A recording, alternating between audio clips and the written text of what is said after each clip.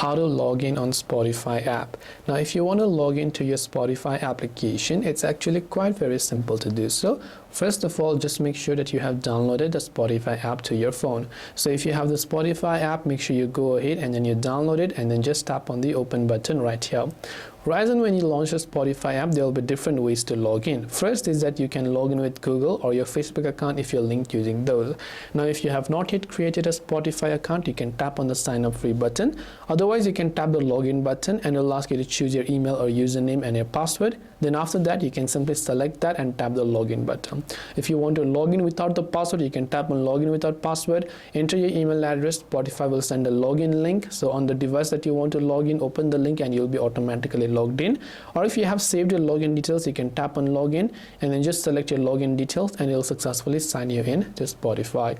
This way you'll be able to log in on Spotify. I hope that this video really helped you out. If you have got any further questions, feel free to also leave them down in the comment section below. As always, thank you for watching till the very end of this tutorial and see you soon in the next video.